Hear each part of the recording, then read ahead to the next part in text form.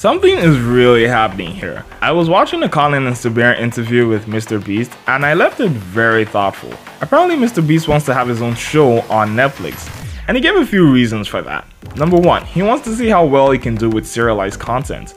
2, he wants to explore more storytelling in his videos. And most importantly, he just wants to prove to traditional media that he could rack up 100 million views there without breaking a sweat. When I heard this, it got me thinking and I had an epiphany. YouTube might just rule the world. Now when I say YouTube might rule the world, I don't mean that in a Thanos conqueror of worlds way. Just saying. Let's not get that far, just hear me out. There's been an obvious border line between traditional media and internet media, and time again we've seen the truth try to blur that line or straight up erase it. Sometimes it works with the likes of Liza Koshy and Lily Singh, sometimes it doesn't, and most times it results in a huge trade-off of the audience that got you there in the first place. But that's a story for another day. The point is the two worlds are not the same at all, they are vastly different, and in quite a number of ways that you wouldn't even expect. The first being that YouTubers, even big ones, are generally regarded as internet groupies, aka the budget version of a mainstream celebrity. Mainstream celebrities are the ones who get invited to the Met Gala. They're the ones giving all the best brand deals, you know, the ambassador kind. And this has a lot to do with the corporate bodies backing these celebrities rather than the individuals themselves. Record labels put their best artists in positions to make even more big moves. Movie studios do the same thing, basically. But who's doing that for a YouTuber? You guessed it, no one, really. It's very possible to have a 10 million sub count on YouTube, and it's literally just you, your bedroom, and a camera. That sort of stuff is an anomaly in mainstream media. And I know there's exceptions to literally everything I just said, but that's it, they're just exceptions. The average YouTuber doesn't just get invited to the Met Gala, even if you have like literally 10 million people following you. The average YouTuber doesn't get movie deals or record deals, at least not on the platter of gold that other celebrities get theirs. That's why we see loads of YouTubers over and over again treating their YouTube channels and their loyal audiences as a stepping stone to get into where it really gets good. Leaving their YouTube channels to go do podcast deals, movie deals, record deals, anything that would give them that morsel of fulfillment they so desperately crave for. And I can hear many people saying it's justified. After all, everyone has the right to diversify into different creative outlets or straight up cash grabs, and we can't blame them for it, right? Well, you're right, we can't. But we're missing one very vital factor: possibility. What if I told you YouTube is the future of visual media and streaming? And no, this is not an overstatement. There are numerous streaming platforms now, and all of them, especially Netflix, are pumping out content like wildfire.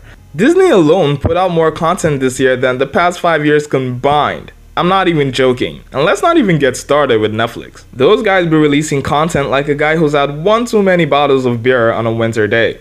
That's way too much urine. Now in hindsight, this might look like a good thing. After all, more content means more watch time and more people to watch. However, it's actually quite the opposite, because in making too much content simultaneously, you nullify any chance the content has to flesh out, breathe, and become its own full entity.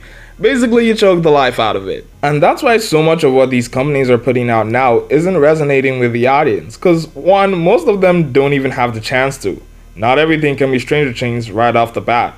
And two, a lot of thought isn't even being put in a lot of shows and movies that are produced lately.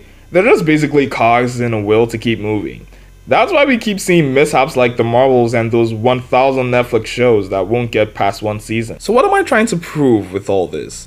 Obviously there's a big problem in the streaming industry, and with the competition becoming even more steep and stock prices going down, this is just the beginning. At some point I wouldn't even be surprised if Netflix decides to cancel a show after half a season. Just 4 episodes, that's it. It's a wrap, folks. Can't waste the corporate money on trying to build a story. Anyway, you get my point. Now let's talk about YouTube for a bit, and the actions of one man, or rather the actions of a beast. This man's name is Jimmy Donaldson, aka Mr. Beast, and this man is single-handedly racking up hundreds of millions of views and has over 221 million subscribers. That's 17 million more than Disney Plus and a little less than Netflix. People fail to comprehend how insane that is for a single man in what is essentially a warehouse to garner twice the viewership of the Super Bowl repeatedly. What's more, this man has literally a fraction of the staff a traditional media company does. He somehow managed to beat the YouTube algorithm and place his face and his brand across billions across the world. He's got over 29 billion views on his main channel alone. Those are all monstrous numbers, and they are no mean feat. The fact that a single man with a team of less than 300 employees can accomplish this is just mind-warping, actually. And why am I saying all this? Well, because we've suddenly realized the potential YouTube has.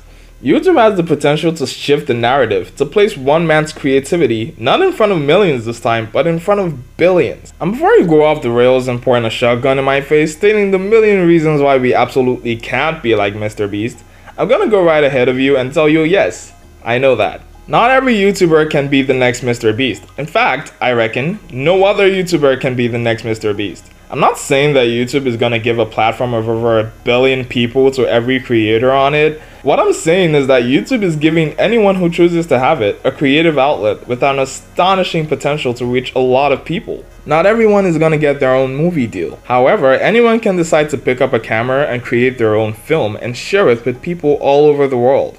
We've seen people do this, lots of creators creating their own short films as well as longer projects, putting them right here on YouTube and gathering millions of views. And I know what you guys are gonna say again. Trust me, I can read your minds. I know some of y'all are gonna say no one wants to watch budget movies on YouTube. Well, you're wrong. There are many times I've just felt like watching a low budget film created by a small group of creatives. It's kind of refreshing, actually, and it focuses its strengths on the fundamentals of storytelling rather than relying on a huge budget to carry it. I don't know about you, but I'm not always waiting for the next soulless project Marvel's gonna dump on us.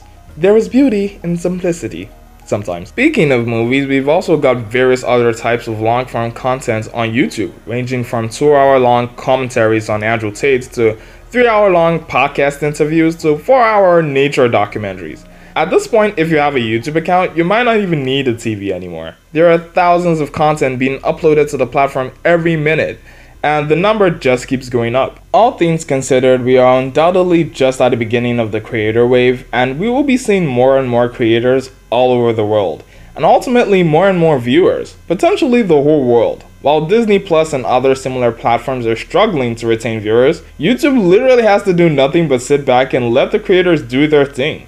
That, my friend, is the secret to world domination.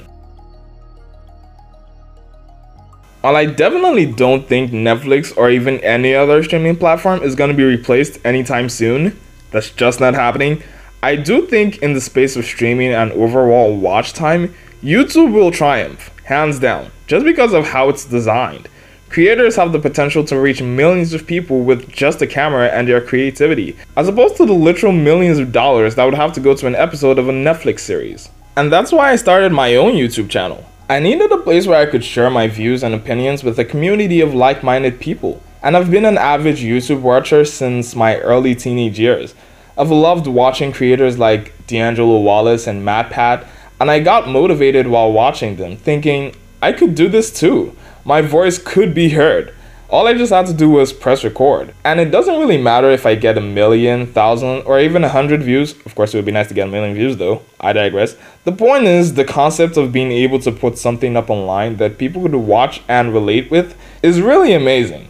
There's a reason the creator economy is projected to be worth $500 billion in the nearest future. It truly is a great time to be existing where the creativity of the average man isn't stifled. I'm genuinely pumped to see where this platform is in a few years from now. We are going to be seeing more creators and more of those unthinkable numbers I talked about earlier.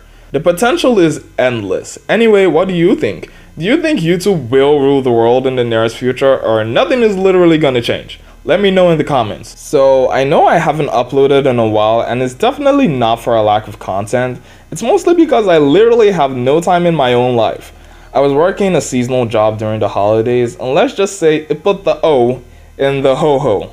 But now I'm done with that though, and I should be getting way more content out now.